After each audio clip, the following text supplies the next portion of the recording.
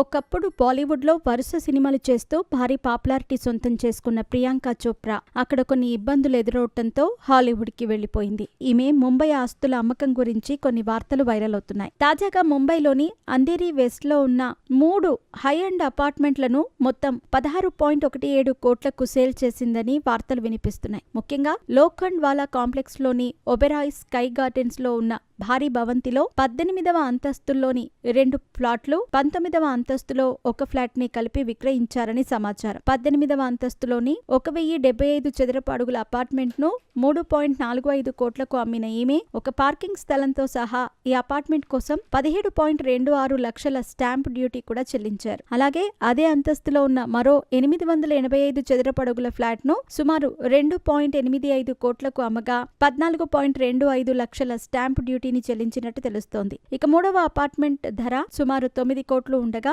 దీనికి కూడా భారీ ధరలోనే స్టాంప్ డ్యూటీ చెల్లించినట్టు సమాచారం. ఇక మొత్తంగా ఈ 3 అపార్ట్మెంట్లు కలిపి 16.17 కోట్లు పలికినట్టు తెలుస్తోంది. ఇకపోతే అమెరికాలోనే తన భర్తతో ఉంటూ లగ్జరీ లైఫ్ ను లీడ్ చేస్తున్న ఈమె సడన్ గా ముంబైలో ఉన్న అపార్ట్మెంట్స్ అమ్మటంతో అందరూ పలు రకాల కామెంట్లు చేస్తున్నారు. ప్రియాంక చోప్రా ఇంత సడన్ గా ఈ ఆస్తులను అమ్మటానికి గల కారణం ఏంటా అని ఆరా తీస్తూ ఉండటం గమనార్హం.